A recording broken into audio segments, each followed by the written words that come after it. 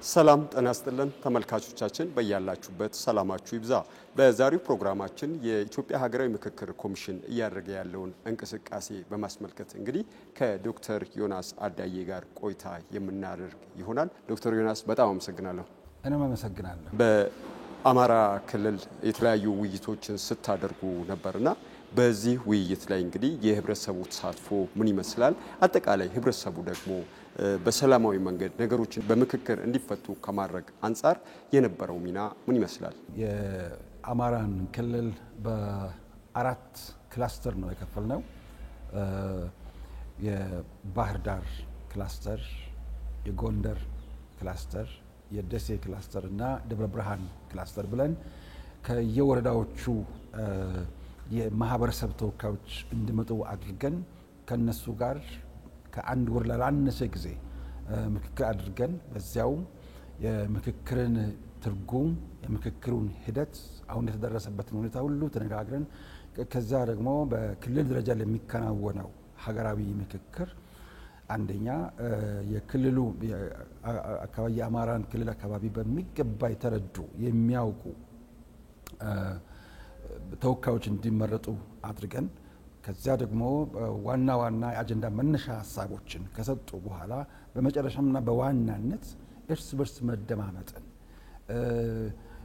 የዲሞክራሲ ልምምድ በታችኛው እርከን ምን ይመስላል? ቀጥተኛ ዲሞክራሲ ዳይሬክት ዲሞክራሲ የምንለው መከባበር፣ መደማመጥ፣ መሰማማት አንዱ ራሱን በሌላው ጫማ አድርጎ ወይም በነሱ ቦታ አድርጎ ችግሮቻቸውን ማየት መቻል እነዚህን ስናደርግ ከቆየን በኋላ ከመጋቢት 27 እስከ ሚያዝያ 4 2017 ዓ.ም አጠቃላይ የአማራ ክልል በክልል ደረጃ የሚካሄደው ሀገራዊ ምክክር በተሳካ ሁኔታ ተከናውኗል።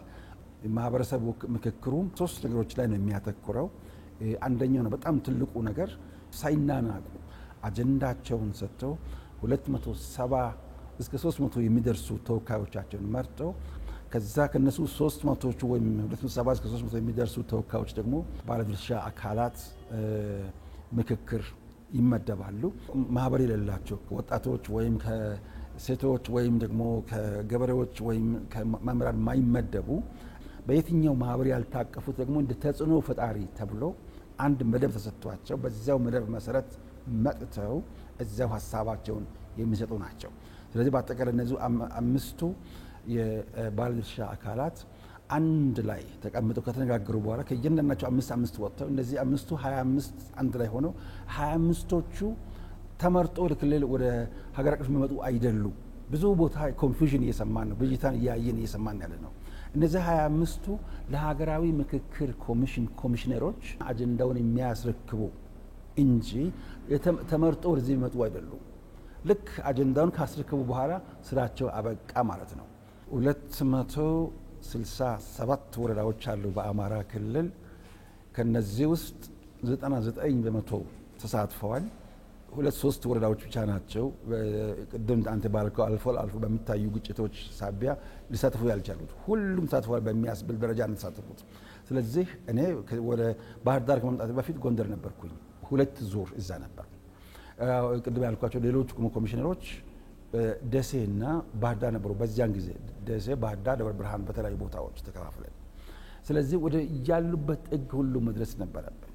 ከዛ ሌሎች አካባቢ ልክ የሲዳማን በመጨረሻ ላይ ሐዋሳ እንዳደረግ ነው፣ የኦሮሚያን መጨረሻ አዳማ ላይ እንዳደረግ ነው፣ መጨረሻ ደግሞ አማራ ላይ ባህር ዳር ነው ያደረግ ነው። በጣም መሰመር ያለበት ሀገራዊ ምክክር ትኩረቱ በሀሳብ ውክልና ላይ ነው። የሚነሱ እሾች ሁሉ ሀገራዊ መሰረታዊ የሆኑ የኢትዮጵያን ፖለቲካ ባህል የሚቀይሩ የወደፊት ዕጣ ፈንታውንም የሚወስኑ ሆኖ አግኝተናቸዋል። ስናገሩን በቁጭት ነበር።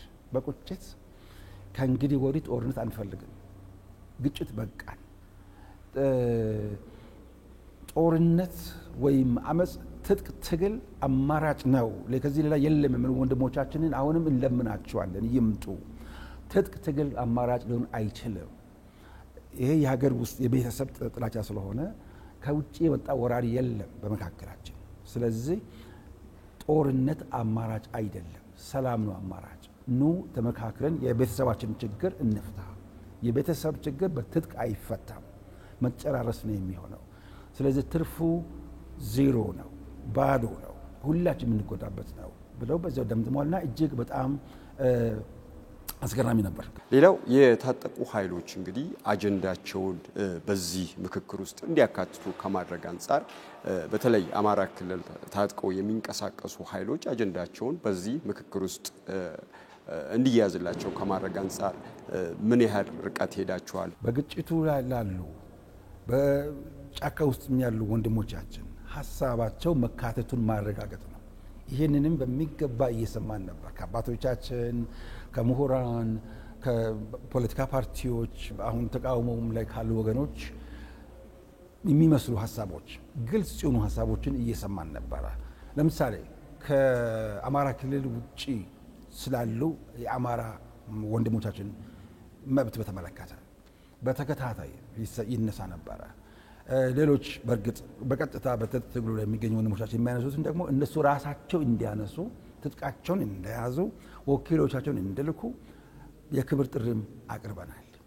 እኛም ባለተስፈኞች ነን፣ መልሱም አዎንታዊ ይሆናል የሚል እምነት አለን።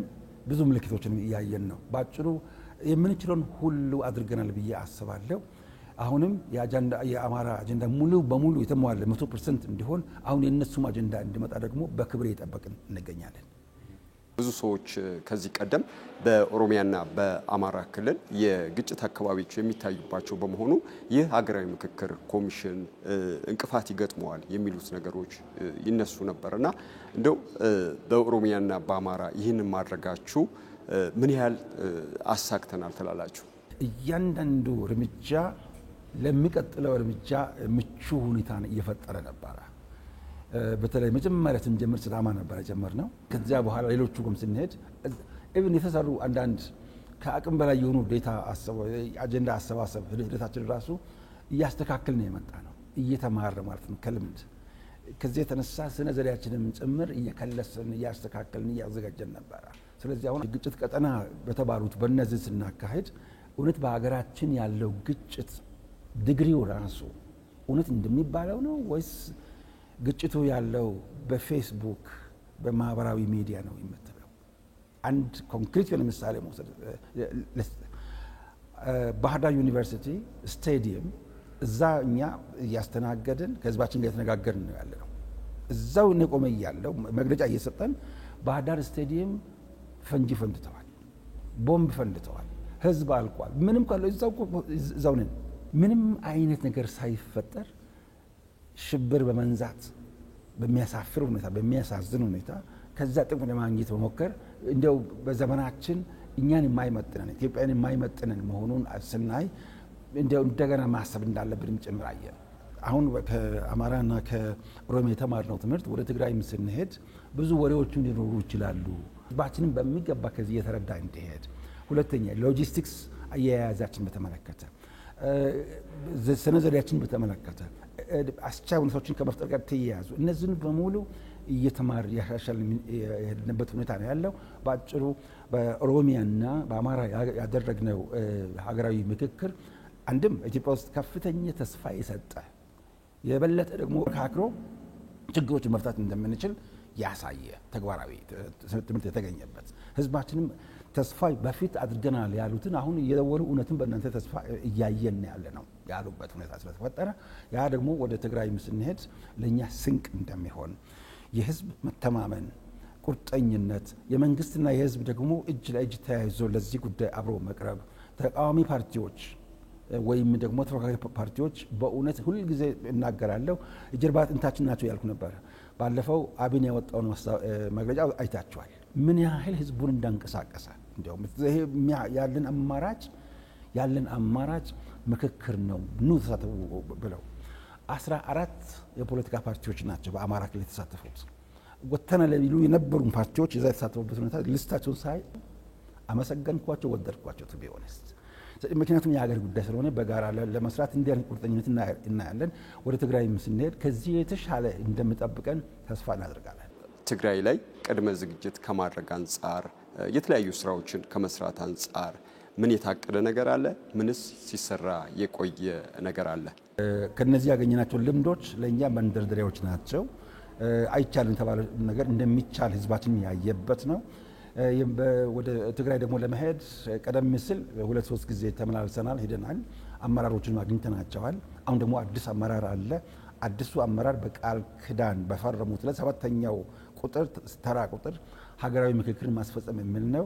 ከመንግስትም በኩል በፌደራል ደረጃም ይሁን በክልል ደረጃ ቁርጠኝነቱን የምናይበት ነው የሚሆነው።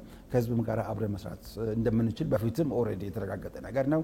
አሁንም ሲቪል ማህበራት ተወካዮች ሰባ የትግራይ ሲቪል ማህበራት መጥተው ሲነጋገሩ እንደነበርና በዚህ ጉዳይ ላይ ብዙ ስፋት ያለው መግለጫ እንደተሰጠበት ብዙ ልምድ ልውውጥ እንደተደረገበት ነው የሰማ ነው። በአጠቃላይ ጥሩ አስጀምነቶች እንደነበሩ አስታውሳለሁ። ከዛ በፊት 4 ትግራይ የነበሩ ያሉ ፓብሊክ ዩኒቨርሲቲ ምሁራን ስካይላይት እዚህ መጥተው ሆቴል አንድ ላይ ተነጋግረናል በስፋትና በጥልቀት ከነሱ ጋር አብረን ስለተነጋገርን እንዲያውም በእነሱም በኩል አንዳንድ መንገራገጮች ቢኖሩም ሀገራዊ ምክክር አስፈላጊነቱ ላይ ተስማምተናል። እነዚህ ሁሉ ጥርጊያ መንገዶች ናቸው። አስቻይ ሁኔታዎች እንዲፈጠሩ ጥረት ስናደርግ ነበር። በአጭሩ ጥሩ ነገሮችን እንጠብቃለን፣ መልካም ነገሮች፣ ምክንያቱም ከሌሎች ያገኘናቸው ልምዶች ስላሉ በእነዚያ ልምድ ተንተርሰን በትግራይ የተሳካ ሀገራዊ ምክክር ይካሄዳል የሚል እምነት እና ተስፋ አለን። የተለያዩ የሀገራችን የህብረተሰብ ክፍሎች በዚህ ምክክር ላይ ተሳትፎ ሲያደርጉ እንደነበረ ሁሉ በትግራይ ያለው ህብረተሰብስ ደግሞ በዚህ ምክክር ላይ ምን ያህል ተሳትፎ ሊያደርግ ይገባል ይላሉ? የኔ መልእክት ቀደም ሲል ሌሎቹ ጋም እንዳደረግነው ሁሉ ለምሳሌ ከመግለጫችን በፊት ብዙውን ጊዜ የተባባሪዎች ስልጠና እናካሄዳለን። በእነሱ አማካኝነት አብረን እናደርጋለን። ይህ ሀገራዊ ምክክር ነው፣ ለሀገር ነው። የሀገራችን የፖለቲካ ባህል አሸናፊ ሁሉን የሚወስድበት ሳይሆን ሁሉም አሸናፊዎች ሆነው የሚወጡበትን መድረክ ለመፍጠር አውድ ለመፍጠር ስለሆነ በዚህ ጉዳይ ላይ ሁላችንም በዚህ እንድንተባበር፣ ምክንያቱም እሳትን በእሳት ጦርነትን በጦርነት ጨለማን በጨለማ የተባለው አካሄድ አላዋጣንም። ለጨለማ የሚያስፈልገው ብርሃን ነው። እሳት ማጥፊያ መንገዱ በውሃ ነው። ለጦርነት መድኃኒቱ ሰላም ነው። ስለዚህ ሰላምን በሰላማዊ መንገድ ለማምጣት የተከበረው የትግራይ ህዝብ በዚህ ጉዳይ ላይ ሌሎች ወንድሞቹ እንዳደረጉት ሁሉ እነሱም ደግሞ በዚሁ እንዲተባበሩን በታላቅ አክብሮትና ፍቅር እንጠይቃለን። አመሰግናለሁ ዶክተር። ተመልካቾቻችን የዛሬ ውይይታችን ይህን ይመስል ነበር። ፕሮግራሙን በመምራት ከእናንተ ጋር ቆይታ ያደረግኩት መልካሙ አብደታ ነበርኩ። መልካም ጊዜ